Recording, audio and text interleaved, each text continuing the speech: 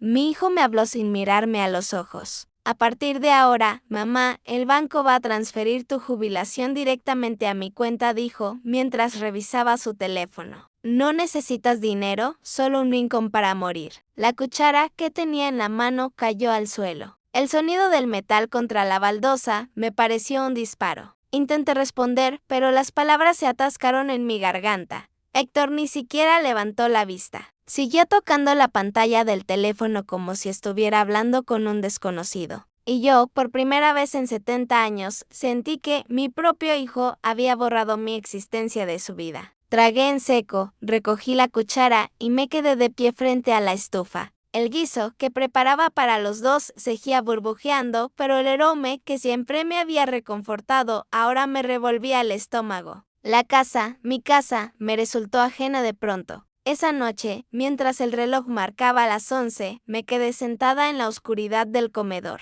El silencio pesaba más que los años. A lo lejos escuchaba la risa de Verónica, su esposa, en el dormitorio. Esa mujer había logrado lo que ni la pobreza ni la viudez pudieron: arrancar de mi hijo cualquier rastro de compasión. Desde que se casaron, todo cambió. La casa, que alguna vez fue refugio, se convirtió en prisión. A veces, cuando la escucho reír, recuerdo la primera vez que la vi. Era joven, bonita, con esos modales falsos que ocultan la soberbia. Su hijo tiene un gran corazón, señora, me dijo aquella tarde, mientras yo servía café. No imaginaba que, años después, sería ella quien se lo arrancaría pedazo a pedazo.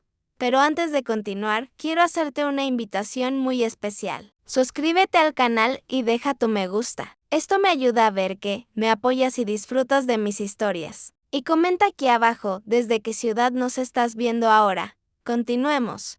Aquella noche no encendí la luz del dormitorio. El aire olía a humedad y a tristeza. Sobre mi mesa de noche estaba la fotografía de Héctor cuando tenía 8 años, sonriendo sin dientes, abrazado a un perro callejero que rescatamos entre los dos. Él era mi vida. Trabajé 40 años como maestra de primaria, levantándome antes del amanecer, cosiendo mis propios vestidos, renunciando a todo placer para darle lo mejor. Y ahora ni siquiera me llamaba mamá, solo Lucía. Las lágrimas me ardieron, pero no las dejé caer. A esta edad, uno aprende que el llanto no sirve cuando el corazón ya está roto. A la mañana siguiente, Verónica me esperó en la cocina. Tenía una sonrisa tan falsa que dolía. Lucía dijo mientras removía su café: no te lo tomes a mal. Héctor solo quiere ayudarte. Ayudarme quitándome mi dinero. Es por tu bien. A tu edad ya no necesitas tanto. Además, el banco es complicado y tú ya no estás para esos trámites. Sus palabras eran dulces, pero cada una era un cuchillo.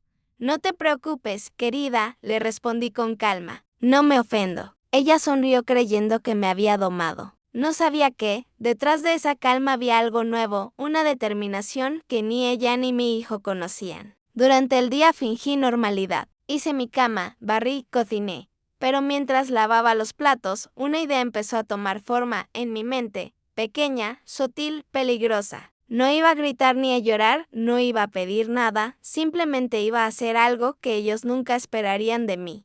Fui hasta mi cuarto y abrí el viejo armario. En el fondo, entre sábanas dobladas y un mantel de encaje, había una caja de lata. Dentro guardaba cosas que nadie recordaba: cartas, fotos, monedas antiguas y un frasco pequeño de vidrio con un líquido transparente. Lo había conservado por costumbre sin motivo. Era un frasco de cloro concentrado de los tiempos en que limpiaba la escuela donde trabajaba. Lo saqué, lo observé contra la luz. No tenía un propósito aún, pero sabía que esa noche lo tendría. Cuando cayó la tarde, preparé la cena como siempre: arroz, carne estofada y pan recién hecho. Héctor llegó del trabajo con el mismo gesto distante de los últimos meses. ¿Ya hiciste los trámites del banco?, preguntó sin siquiera saludar. Sí, mentí. Ya lo hice. Perfecto, dijo sirviéndose una copa de vino. Verónica y yo hablaremos con el gerente mañana. Yo asentí sin decir nada. Durante la cena no hubo conversación, solo el sonido de los cubiertos y la televisión al fondo. Cuando terminaron, se fueron a dormir. Yo me quedé recogiendo los platos y limpiando la mesa. A medianoche me levanté. El reloj marcaba las 12.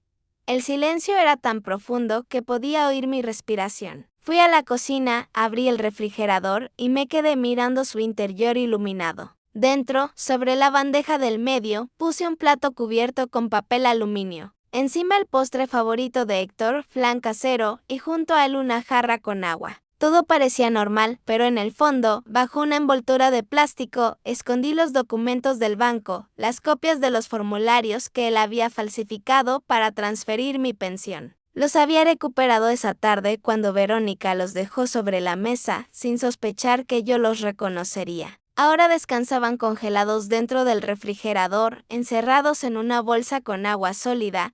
Sabía que él los buscaría al día siguiente, creyendo que todo estaba bajo control. Esa noche dormí poco, pero tranquila. Por primera vez en mucho tiempo, sentí que el miedo se había transformado en algo distinto. Poder.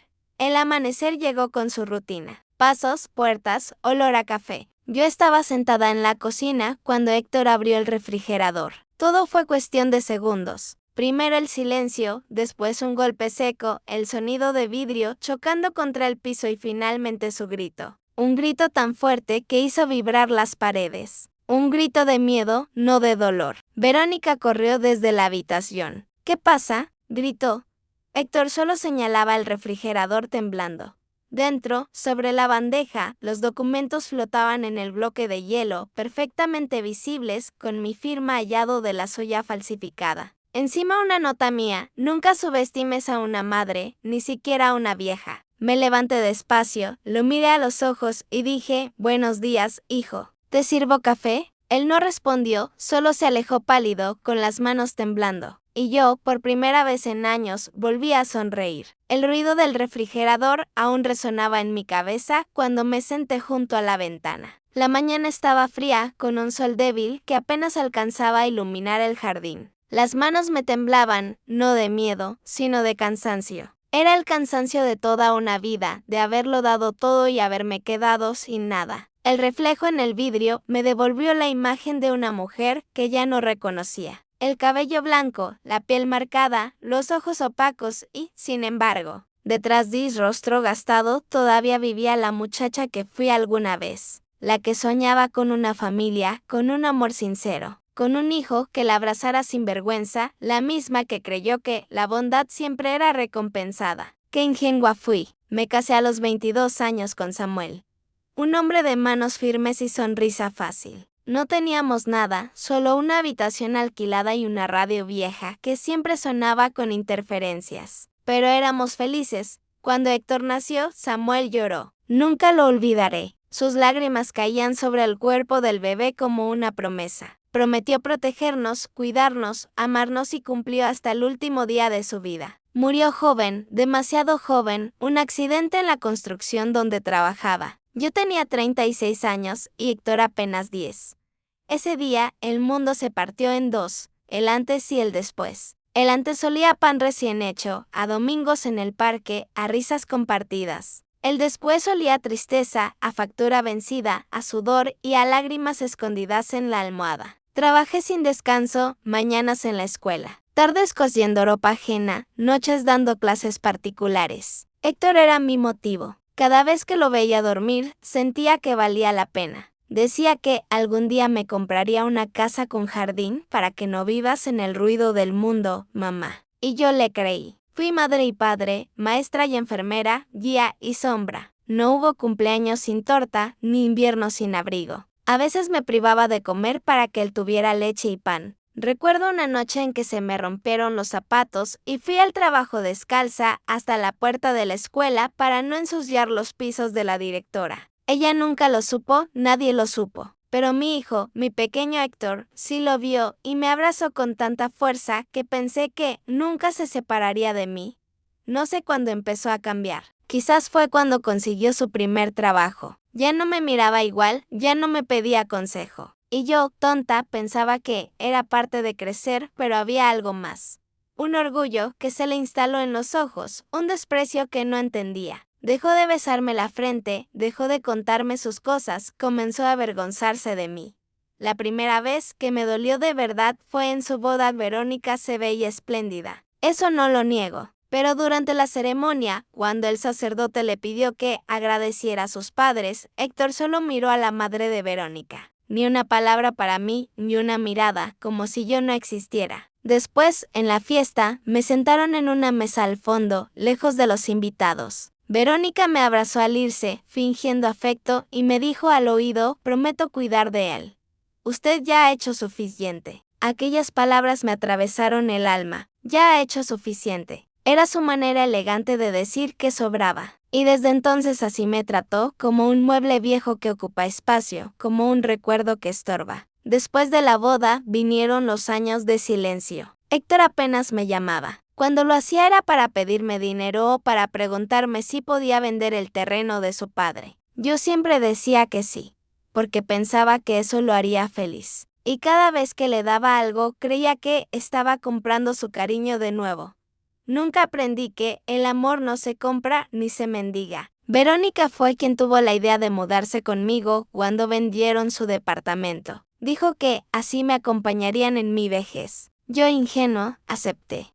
Pensé que era una oportunidad para recomponer la relación. Pero lo que hicieron fue instalarse aquí como dueños, cambiar mis muebles, tirar mis cosas, transformar mi casa en un campo de batalla, donde mi voz no valía nada. El primer mes todavía cocinaba para los 3. Luego me prohibieron usar la cocina para no hacer desorden. A veces me daban un plato de comida fría en la habitación. Y cuando me quejé, Héctor me dijo: no seas dramática, mamá. Ya no puedes andar moviéndote como antes, como si la vejez fuera una enfermedad. Esa fue mi vida durante años: silencio, resignación, obediencia. Hasta esa mañana en que me quitó la jubilación. Hasta ese instante en que mi hijo me borró del mundo con una sola frase. Pero algo se quebró dentro de mí, algo que llevaba décadas durmiendo. Y esa fractura se convirtió en fuego. Desde aquella noche del refrigerador he sentido algo extraño. Una calma nueva. Ya no lloro por lo que perdí, sino por lo que estoy a punto de recuperar: mi dignidad. La vieja Lucía, la que mendigaba afecto, murió el mismo día en que mi hijo abrió la puerta del congelador. La que queda ahora es una mujer que aprendió que el amor no debe doler y que hay silencios más poderosos que cualquier grito. A veces me miro al espejo y me digo en voz baja: Lucía, nadie volverá a quitarte lo que es tuyo.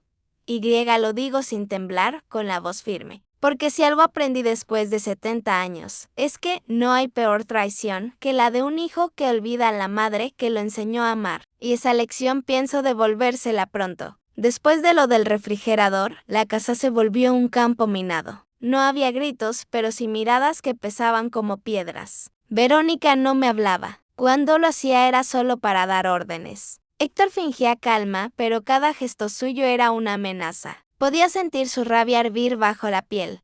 Una rabia muda, fría. Una tarde lo escuché hablando por teléfono en el jardín. No, no pasa nada, decía. Solo fue un susto. Ya está vieja, pierde la cabeza. Me quedé quieta detrás de la puerta, oyendo cómo mi propio hijo justificaba mi cordura ante alguien. Ya está vieja, pierde la cabeza. 4 palabras que borraban toda mi historia. Mis años de trabajo, mis recuerdos. 4 palabras que lo convertían en extraño. Esa misma noche me quitaron las llaves de la casa. Verónica se acercó con su tono dulce de siempre y dijo: Lucía, es mejor así. Últimamente te distraes y dejas la puerta abierta. No queremos accidentes. Accidentes.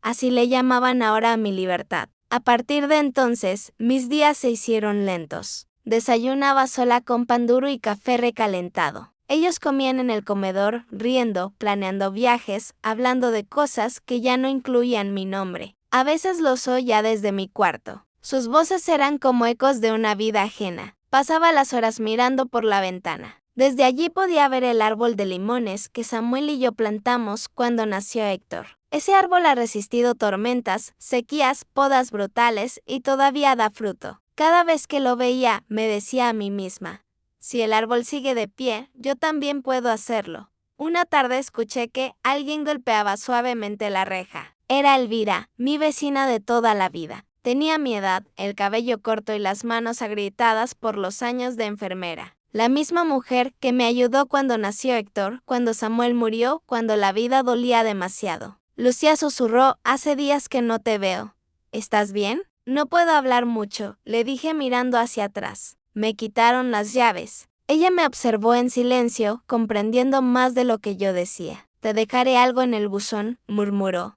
Revisa esta noche. Cuando cayó la noche y todo estuvo en calma, fui hasta la puerta. Dentro del buzón había una bolsita de tela. Adentro, un pequeño celular viejo, de esos con linterna y un papelito que decía por si necesitas ayuda. Me llevé el teléfono al pecho temblando. No recordaba la última vez que alguien había hecho algo tan simple y tan humano por mí. Los días siguientes fingí obediencia. Respondía con una sonrisa a todo. Sí, Verónica, tomaré mis pastillas. Sí, Héctor, ya apagué la estufa. Me dejé arrastrar por su falsa compasión hasta que bajaron la guardia. La debilidad era mi disfraz y detrás de mi mente trabajaba sin descanso. Empecé a usar el teléfono de Elvira solo por las noches. Nos comunicábamos con mensajes breves. ¿Estás bien?, escribía ella. Sí, todo bajo control, respondía yo. Hasta que una noche le pedí algo que me costó escribir. Necesito un favor, Elvira, algo importante. Ella tardó en responder, pero lo hizo. Lo que sea, amiga, solo dime. A la mañana siguiente fingí sentirme mal. Me toqué la cabeza, caminé lento. Dije que tenía mareos. Verónica, harta, llamó a Héctor. Tu madre no puede seguir así, le dijo. Si se desmaya o se cae, será nuestra culpa. Entonces que no salga del cuarto, respondió él, que descanse. Y así lo hicieron. Me encerraron. Cerraron la puerta con llave, dejándome solo un vaso de agua y una bandeja de comida. Por tu bien, dijeron. No sabían que me hacían un favor. Esa habitación se convirtió en mi santuario. Allí, donde creían tenerme prisionera, comencé a construir mi libertad. En la pared del armario aún guardaba los ahorros que Samuel me había dejado, monedas de oro y algunos billetes viejos envueltos en papel. Habían dormido allí por más de 30 años, esperando un propósito. Ahora lo tenían. Por las noches usaba el celular para comunicarme con don Ramiro, un viejo amigo de mi esposo, había sido gerente del banco, donde depositaba mi pensión. Lucía, pensé que estabas retirada, me dijo sorprendido. Lo estoy, Ramiro, pero necesito tu ayuda. Es sobre mi hijo. ¿Qué ocurre? Solo diré que necesito cambiar la titularidad de mi cuenta. En silencio. Eso no es sencillo. Nada lo es, Ramiro, pero ¿sabes qué? Siempre fui una mujer de palabra. Él suspiró al otro lado de la línea. Está bien, Lucía, lo haré, pero ten cuidado. No te preocupes. Nadie sospechará nada así. Noche tras noche empecé a recuperar lo que era mío. Mientras ellos dormían, yo tejía mi justicia con paciencia. Elvira me traía pequeñas cosas, un sobre, un documento, un sello bancario, cada pieza encajaba como un hilo invisible. Cada paso me acercaba más a la verdad y a la revancha. Durante el día escuchaba a Verónica riendo, hablando por teléfono, planificando viajes. Una vez la oí decir, en cuanto vendamos esta casa, nos vamos de aquí. Yo desde el cuarto, apreté los dientes, sabía que su ambición sería su ruina. El encierro duró 3 semanas. Al final, Héctor entró una mañana con gesto compasivo. ¿Cómo te sientes, mamá?, preguntó. Mejor, hijo, le dije con voz débil. Muy mejor. Me miró con una mezcla de alivio y lástima. Eso es bueno. Verónica dice que tal vez podrías ir a un hogar de ancianos. Si es lo mejor para ustedes, claro que sí, respondí bajando la mirada. Vi cómo su sonrisa se ensanchaba. Creí haber ganado y yo supe que estaba a punto de devolvérselo todo con intereses. Esa noche, mientras el viento golpeaba las ventanas, abrí mi cuaderno y escribí. Me quitaron las llaves, pero no la razón. Me encerraron el cuerpo, pero no el alma. Y lo que un hijo roba por ambición, una madre puede recuperarlo con paciencia. Apague la luz. Y por primera vez en mucho tiempo dormí tranquila. Sabía que muy pronto el encierro terminaría y que cuando esa puerta se abriera, no sería yo quien siguiera siendo prisionera. El silencio tiene un sonido que solo los viejos entendemos. No es ausencia de ruido, es presencia de algo que se está gestando. Esa semana la casa estaba demasiado callada. Ni gritos, ni risas, ni pasos. Verónica y Héctor hablaban en susurros. Cerraban puertas, se quedaban despiertos hasta tarde. Yo fingía dormir, pero mis oídos seguían despiertos, como los de una madre que presiente la tormenta antes de verla. Una noche los escuché. Mi habitación da al pasillo y la pared que nos separa es delgada como papel. Las voces me llegaban nítidas, aunque trataban de contenerlas. No podemos seguir esperando, Héctor, decía Verónica impaciente. Tu madre no va a durar mucho. Si seguimos con este juego, el dinero se va a esfumar. Tranquila, respondió él. En cuanto firme los papeles de venta, todo será nuestro. Y si no quiere firmar, lo hará. Confía en mí. Hubo un silencio breve, seguido de algo peor. Una carcajada. Eres igual a tu padre, dijo ella, siempre sabiendo cómo salirse con la suya. Mi padre era un imbécil, replicó Héctor con una dureza que no le conocía. Por eso murió pobre. Tú no vas a morir así, dijo ella, acercándose. Vas a hacer lo correcto, amor. Lo que se escuchó después no fueron palabras, sino besos, y yo, en la oscuridad, apreté los puños tan fuerte que las uñas se me clavaron en las palmas. Mi hijo, mi propio hijo, planeando vender mi casa, mi refugio, el último rincón donde Samuel y yo compartimos amor, todo, mientras dormía a metros de mí. Y todavía tenía el descaro de llamarme mamá. Al día siguiente me levanté temprano. Preparé café como si nada. Cuando Verónica entró a la cocina, me sonrió con esa sonrisa vacía que usa para disimular su veneno. ¿Dormiste bien, Lucía? Sí, querida, respondí con calma. Soñé con mi esposo, qué lindo, dijo distraída revisando su teléfono. Sí, me decía que pronto iba a tener visitas. Visitas, sí, gente del banco, creo. Levantó la cabeza. Del banco. Soñar es gratis, ¿no? Le respondí sonriendo. Vi cómo tragaba saliva. Un leve temblor en su mano delataba su nerviosismo. Supe que empezaban a temerme. Esa misma tarde usé el teléfono de Elvira para hacer una llamada. Ramiro, dije en voz baja, necesito que prepares los papeles. ¿Ya estás segura? Más que nunca. Entonces mañana pasaré por la firma. Hazlo sin que mi hijo se entere. Por supuesto, Lucía, y no te preocupes, todo quedará a tu nombre. Colgué con el corazón acelerado. No era miedo, era adrenalina. La misma que sentí cuando llevé a Héctor al hospital por primera vez siendo niño, cuando Samuel tuvo fiebre y no había medicinas, cuando el mundo me empujaba y yo seguía de pie. Era la fuerza que solo se despierta cuando ya no hay nada más que perder. Por la noche, volví a escuchar a la pareja hablando. Esta vez sus voces eran más agudas, nerviosas. ¿Y si el banco la cita sin avisar?, preguntó Verónica. No pueden hacerlo sin mi autorización, respondió Héctor. No confío en ella. Esa vieja no es tan tonta como parece. Ya está débil.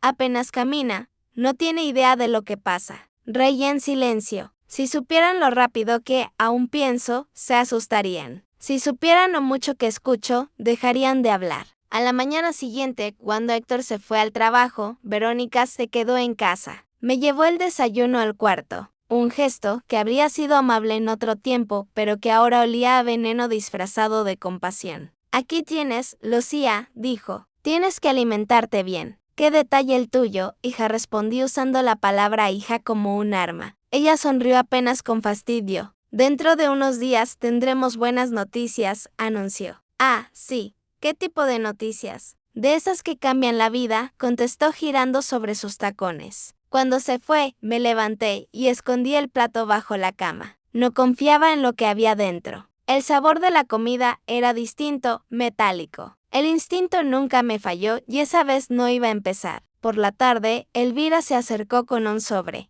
Aquí está todo, me dijo. Don Ramiro lo preparó.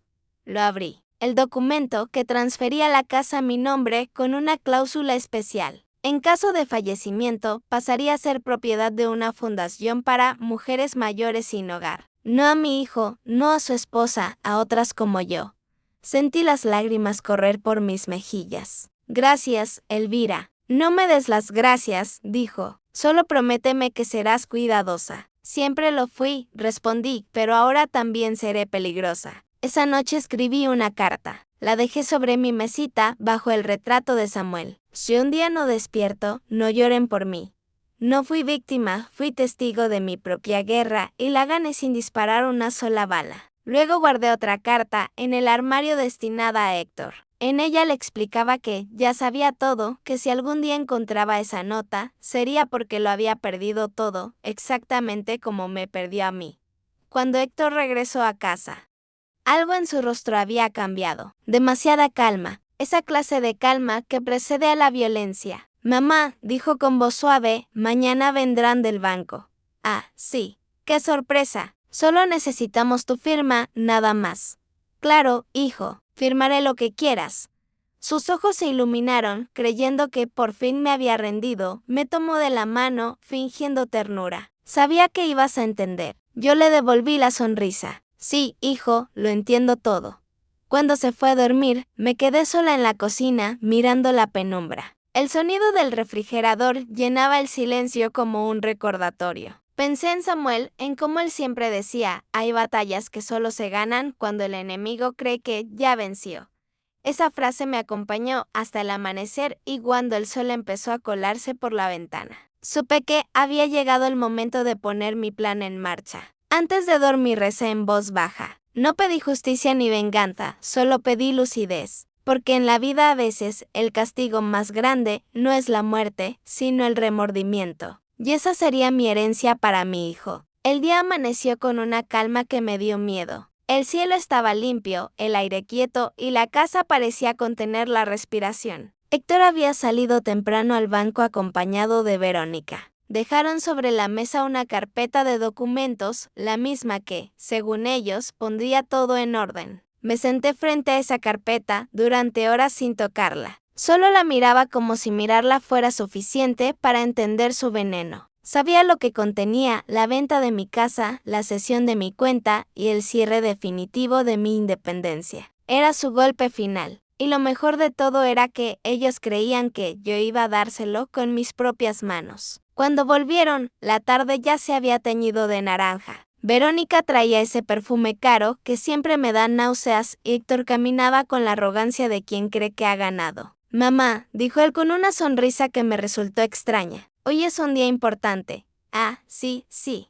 Vamos a terminar con los trámites. Ya no tendrás que preocuparte por nada. Verónica se sentó frente a mí y me miró fijamente. Solo falta tu firma, dijo empujando la carpeta hacia mí. Aquí me temblaron las manos, pero no de miedo. Era la emoción de una actriz antes del acto final. Tomé el bolígrafo, abrí los papeles y fingí leer sin comprender. ¿Y esto es del banco?, pregunté con voz frágil. Sí, mamá, confía en mí, respondió Héctor, mirándome como si fuera un niño dándome instrucciones. Claro que confío, hijo, siempre lo hice. Y firmé 1, 2, 3 veces sin protestar. Verónica sonrió satisfecha, creyendo que mi sumisión era auténtica. Así me gusta, Lucía, que coopere. Cooperar. Qué palabra tan peligrosa. Cuando se fueron a celebrar su victoria a cenar fuera, fui hasta mi habitación. Abrí el cajón del armario y saqué una copia de los documentos verdaderos. Los que don Ramiro había preparado días atrás. Los que anulaban por completo las firmas que acababa de poner. Los que devolvían mi casa, mi cuenta y mi dignidad a donde pertenecían. A mí. Mientras ellos firmaban su propio engaño, yo ya había cerrado el mío. Ramiro lo había hecho todo sin ruido, con la precisión de un hombre que conoce los rincones de la burocracia. Lucía me dijo por teléfono, cuando ellos presenten esos papeles, el sistema mostrará a otros. Y créeme, el banco no discute con una maestra que tiene recibos guardados desde 1983, guardé las copias en una caja metálica junto a las fotos de Samuel y la libreta de ahorros. Cada firma, cada sello, cada movimiento era parte de una sinfonía silenciosa que pronto estallaría. Esa noche dormí poco. Escuché cuando llegaron riendo, chocando copas en la cocina. Desde el pasillo oí a Verónica decir, ya está hecho. Mañana mismo pongo la casa a la venta.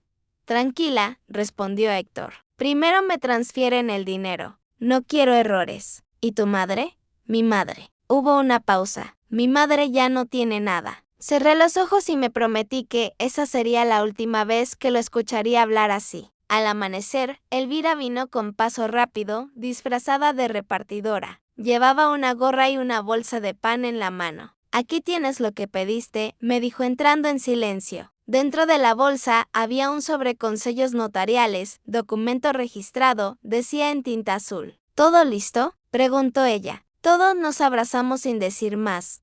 Dos mujeres viejas, cansadas, pero vivas. Elvira se fue por la puerta trasera justo cuando escuché la cerradura principal girar. Héctor había regresado. Mamá, dijo entrando, hoy vendrá el agente inmobiliario. ¿Para qué? Para tasar la casa. Ah, qué bien. Así sabrán cuánto vale lo que fue mi vida.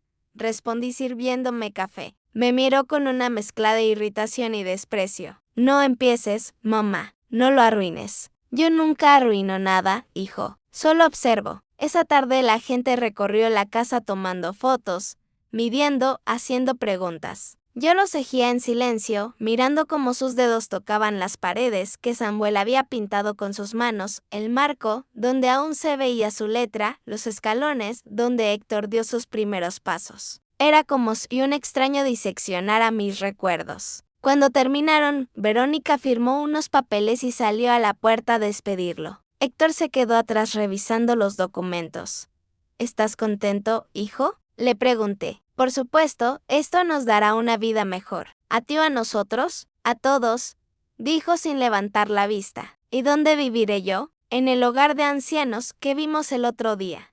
Ah, claro, ese con rejas en las ventanas. Muy acogedor. Su silencio fue mi respuesta. Lo miré fijamente. No había amor en su rostro, solo una máscara de ambición y detrás de esa máscara una sombra que no reconocía. Cuando cayó la noche, me encerré en mi cuarto, saqué una libreta y escribí una sola frase. El poder no lo tiene quien manda, sino quien sabe esperar. Luego encendí la radio. Una canción vieja, la favorita de Samuel, llenó la habitación. Por un momento me sentí en paz, casi feliz, pero antes de dormir me prometí algo. Cuando todo terminara, cuando el teatro se derrumbara, no levantaría la voz, no haría falta. Mi silencio sería más fuerte que cualquier grito. Antes de continuar, dime aquí en los comentarios qué te está pareciendo esta historia hasta ahora y qué harías tú en su lugar. No te vayas del video porque lo que viene a continuación te pondrá la piel de gallina. A la mañana siguiente, Héctor recibió la llamada que lo cambiaría todo. ¿Cómo que los documentos no son válidos? Gritó.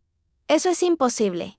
Yo desde el corredor fingí sorpresa. ¿Pasa algo, hijo? Él me miró con una mezcla de furia y desconcierto. El banco dice que las escrituras están a tu nombre y que no puedo hacer ningún trámite sin tu autorización. Ah, qué raro. Tal vez hubo un error. Dije sirviendo café. ¿Qué hiciste, mamá? Nada, hijo, solo firmé lo que me diste. ¿No era eso lo que querías? Verónica entró corriendo desesperada. Héctor, el agente inmobiliario, llamó. Dijo que la venta se congeló. ¿Qué? El sistema dice que la propiedad está registrada como bien protegido por una fundación. El rostro de mi hijo se desfiguró. Las venas del cuello se le marcaron como ramas secas. Golpeó la mesa, tiró los papeles, gritó mi nombre. Yo solo lo observé en silencio, con el corazón en calma. La máscara ya cayó. Pensé esa tarde, mientras ellos discutían y el teléfono no dejaba de sonar, me senté junto a la ventana con mi taza de té caliente. El sol entraba por el cristal, tibio, casi amable. Y por primera vez en años sentí que esa casa me pertenecía otra vez. La mañana siguiente empezó con gritos que se mezclaban con el sonido del teléfono. El portazo de las habitaciones y los pasos furiosos de Héctor atravesando la casa como un animal herido. Yo estaba en la cocina removiendo lentamente mi café cuando lo vi entrar con los ojos desorbitados. ¿Qué hiciste, mamá?, vociferó. ¿Qué demonios hiciste? ¿Qué ocurre, hijo? No te hagas la inocente. El banco bloqueó mis cuentas. No puedo acceder al dinero. Levanté la vista.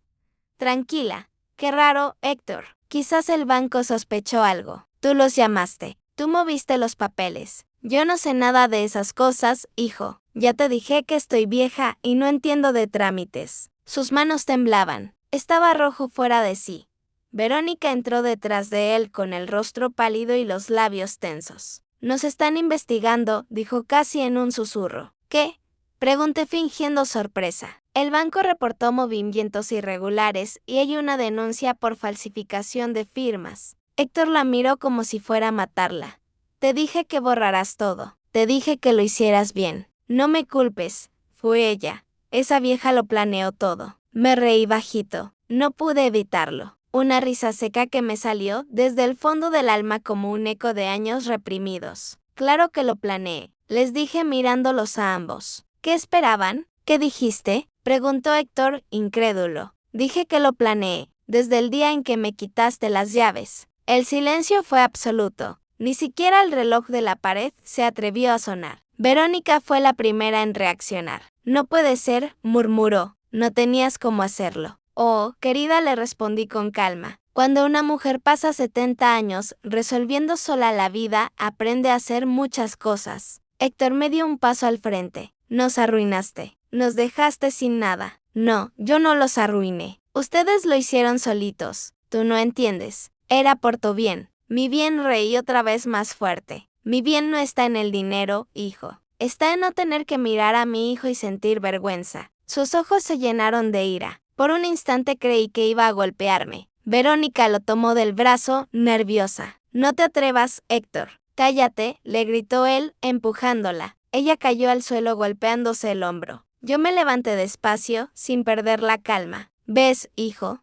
Dije, eso es lo que hiciste con tu vida, convertirte en lo mismo que juraste no ser. Un hombre violento, ciego por la ambición. Verónica se levantó llorando. No me mires así, vieja bruja. Tú arruinaste todo. No, Verónica, solo te quité lo que no era tuyo. Vas a pagar por esto, gritó y corrió hacia el teléfono. Llamaré a la policía. Excelente idea, respondí. Diles que revisen los documentos que tú falsificaste. Su mano se congeló en el aire. Héctor la miró confundido. ¿Qué dice Verónica? Ella guardó silencio. Yo di un paso más.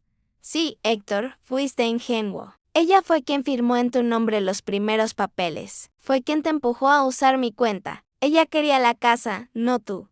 Eso no es verdad, balbuceó ella. No la escuches. Revisa tu correo, hijo. Hay copias de todo. Él me miró sin saber si creerme o no, pero su duda fue suficiente. Verónica, presa del pánico, corrió a la habitación y cerró la puerta con llave. Yo la oí sollozar del otro lado. Era el sonido más dulce que había escuchado en años. Héctor se dejó caer en una silla. Tenía la mirada perdida. Por primera vez en mucho tiempo lo vi vulnerable, no como el hombre soberbio que me humilló, sino como el niño que una vez lloró entre mis brazos.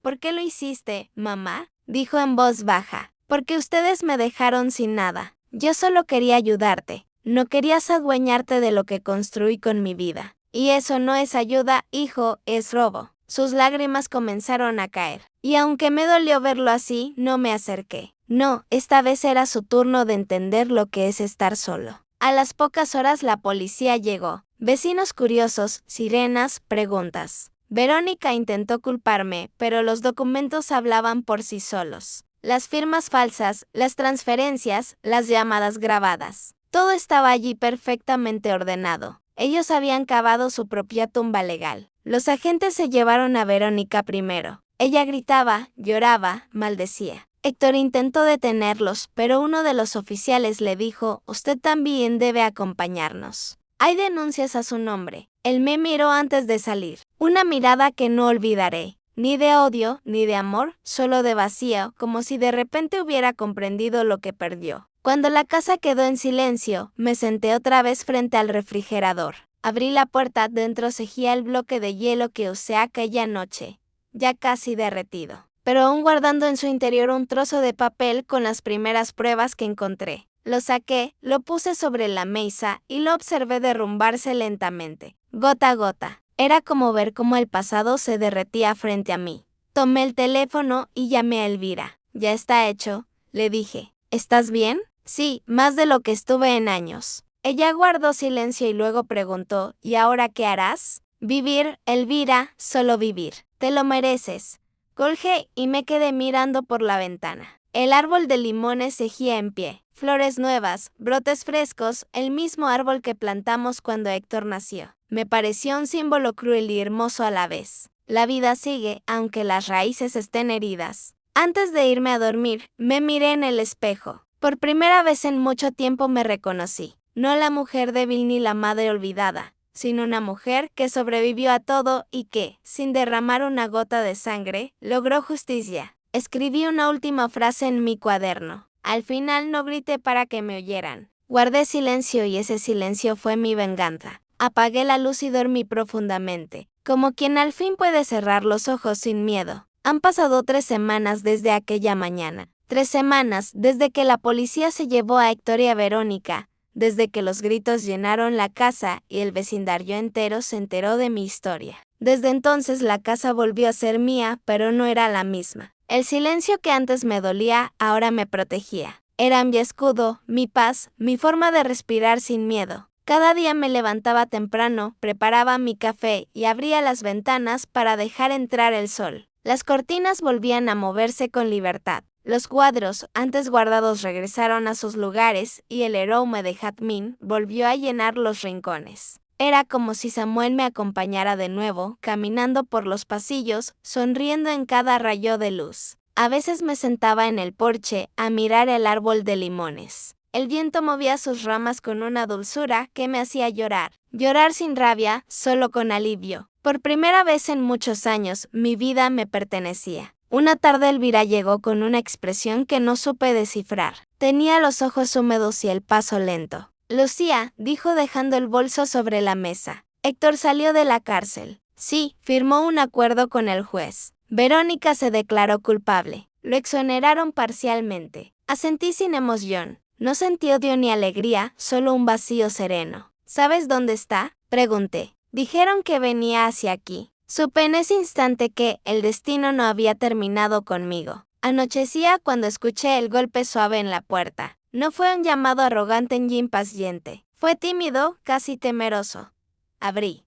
Ahí estaba mi hijo más delgado, con el rostro marcado por la culpa y la vergüenza. Llevaba una mochila vieja al hombro y los ojos hundidos. Mamá, susurró. No dije nada, solo me quedé mirándolo. Por un momento, vi al niño que alguna vez fue, al que se escondía detrás de mi falda cuando tenía miedo, al que dormía abrazado a mi brazo. Él bajó la cabeza. No vengo a pedirte nada, dijo. Solo quería verte. ¿Y eso qué cambia?, pregunté. Nada, admitió, pero necesitaba hacerlo. Entró lentamente, miró alrededor como si la casa lo mirara de vuelta. Tocó el respaldo de una silla, el borde de la mesa, la estufa. Todo está igual, dijo. Sí, lo que cambia no siempre se ve. Su sentó frente a mí y durante un rato no hablamos. El silencio entre nosotros pesaba más que cualquier palabra. Al fin él lo rompió.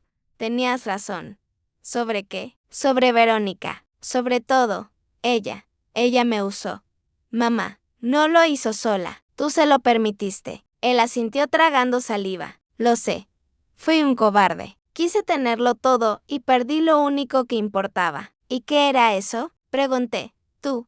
Por primera vez en años, mis ojos se llenaron de lágrimas, pero no por tristeza. Era el peso de escuchar lo que creí y que jamás oiría. Héctor se inclinó hacia mí y me tomó la mano. Su piel estaba fría. Perdóname, mamá. No puedo deshacer lo que hice. No, no puedes, le respondí. Pero puedes aprender a vivir con ello. Él me miró y en sus ojos vi algo que no había visto nunca. Sinceridad, la misma sinceridad que Samuel tenía cuando cometía un error y venía a disculparse. Por un instante sentí una chispa de ternura, pero duró poco. El daño seguía allí, profundo, irreparable. ¿Dónde vas a quedarte?, pregunté. No lo sé, respondió. Solo quería verte. Y ahora me iré. No quiero ser una carga para ti otra vez. Ya lo fuiste una vez, hijo. No lo vuelvas a hacer. Él bajó la cabeza. Lo sé, pero si algún día quieres verme, Héctor, lo interrumpí. Un hijo puede perderlo todo, el dinero, el trabajo, incluso el amor. Pero cuando pierde el respeto de su madre, no hay regreso. Él asintió conteniendo las lágrimas. Se levantó despacio y caminó hacia la puerta. Antes de salir se volvió. Gracias por seguir viva, susurró. No merecía que lo hicieras. Y se fue. Esa noche me quedé en el porche, mirando las estrellas. El viento movía las ramas del árbol y en ese sonido encontré consuelo. Elvira vino más tarde con una manta sobre los hombros. ¿Te dijo algo? Sí, respondí sin mirarla, que me daba las gracias por seguir viva. ¿Y qué le dijiste? Nada. A veces el silencio es la única respuesta posible. Nos quedamos así, las dos en silencio, hasta que ella murmuró, ¿lo perdonaste, Lucía? Pensé durante un largo rato antes de responder. No lo sé, pero tampoco lo odio. Tal vez eso sea lo más parecido al perdón. Días después me llegó una carta sin remitente. Dentro una foto. Héctor sentado junto al árbol de limones, debía haber sido tomada antes de irse. En el reverso, con su letra temblorosa, una sola frase: siempre fuiste más fuerte de lo que creí. Sonreí, no de felicidad, sino de comprensión, porque al final el amor de una madre no desaparece, solo se transforma. Ya no era la devoción ciega de antes, era una forma serena de decir: ya te solté. Esa noche escribí en mi cuaderno: la caída de un hijo no siempre se escucha. A veces solo se siente como el eco de un corazón que se quiebra, pero sigue latiendo. Cerré el cuaderno y lo guardé en el cajón junto a las fotos de Samuel. El pasado estaba completo, la herida cerrada. Y aunque no sabía si Héctor volvería algún día, supe que yo ya no lo esperaría. El invierno llegó temprano aquel año. Las mañanas eran más frías, los amaneceres más grises y el aire traía ese silencio que solo las almas cansadas entienden. Pero por primera vez en mucho tiempo, el frío no me dolía. Era un frío distinto, limpio, como si lavara lo que quedaba del pasado. Han pasado 6 meses desde la última vez que vi a Héctor. No he vuelto a saber de él, ni lo espero. Y sin embargo, cada mañana cuando preparo café, miro hacia la ventana con la sensación de que sigue allí afuera, en algún lugar, respirando el mismo aire que yo. No con rencor, solo con distancia. La distancia que se necesita para sanar. Después de todo lo ocurrido, decidí que no quería morir en silencio ni rodeada de recuerdos vacíos, así que abrí las puertas de mi casa, literalmente. Un día, Elvira me trajo a una mujer mayor que lloraba en la plaza. Su hijo la había echado de casa. Tenía los ojos llenos de vergüenza. La dejé pasar, le preparé té y sin pensarlo le dije: puedes quedarte aquí unos días. Después vino otra y luego otra. Y cuando quise darme cuenta, mi casa, aquella que mi hijo quiso vender, se había convertido en un refugio, un lugar para mujeres olvidadas, para las que la vida trató igual que a mí, con dureza pero no con derrota. Cada noche las escucho reír, cocinar, cantar viejas canciones. La casa respira vida otra vez y en cada una de ellas veo un pedacito de mí. Hace poco vino un periodista local. Había escuchado sobre la Casa de las Valientes, como la llaman en el barrio. Me pidió que le contara mi historia. Reí. Le dije que no era una historia de venganza. Era una historia de memoria. Le conté que un día mi hijo quiso quitarme todo, mi dinero, mi casa, mi voz, y que sin saberlo me devolvió lo que nunca debí perder: mi dignidad. Él escuchó en silencio, tomó notas y antes de irse me preguntó: ¿lo perdonó, señora Lucía? Sonreí. Perdonarnos siempre es abrazar, le dije. A veces perdonar es poder pronunciar su nombre sin que te tiemble el alma. Cada atardecer salgo al porche a ver el árbol de limones. Sigue ahí firme con sus ramas cargadas de fruto. A veces una de las mujeres del refugio rosa me acompaña. Ella siempre dice: este árbol no se muere nunca, Lucía. No respondo porque está acostumbrado a sobrevivir a las tormentas. Ella sonríe y me toma la mano y en ese gesto simple encuentro todo lo que necesito. Elvira partió hace un mes. Su salud se apagó despacio como una vela que ya dio toda su luz. Sus últimas palabras fueron para mí: no dejes que te olviden, Lucía, que sepan que una mujer mayor también puede cambiar su destino. Le prometí que así sería y he cumplido. Cada mujer que llega aquí escucha mi historia no como un relato triste, sino como una advertencia. El amor no debe doler ni siquiera cuando viene de un hijo. A veces en las noches más frías me despierto y creo escuchar pasos en el pasillo. Suelo pensar que es el viento, pero otras veces estoy segura de que es Héctor.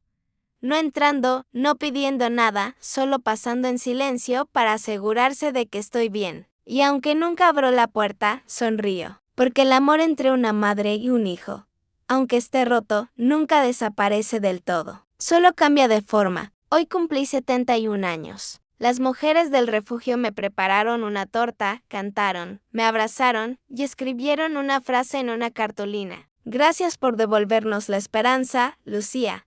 No pedí más regalo que ese, porque en esas palabras estaba todo lo que había buscado: reconocimiento, cariño y paz. Por la noche, cuando todas dormían, me senté frente al fuego y abrí mi cuaderno una última vez. Las páginas estaban llenas de letras torcidas, tachaduras, lágrimas secas y escribí: no nací para ser mártir, sino para recordarles que la vida no se detiene con el dolor, se reinventa y que una madre puede perderlo todo, menos la fuerza de volver a levantarse. Apagué el fuego. Me cubrí con una manta y me quedé mirando las llamas que aún chispeaban. El invierno cegía afuera, implacable, pero dentro de la casa el calor era humano, el calor de las que sobrevivimos. Cerré los ojos y susurré al aire: Samuel, ya puedes descansar. Tu casa está llena otra vez, no de dinero, de vida. Y así terminó mi historia, una historia que comenzó con una humillación y terminó con una victoria silenciosa.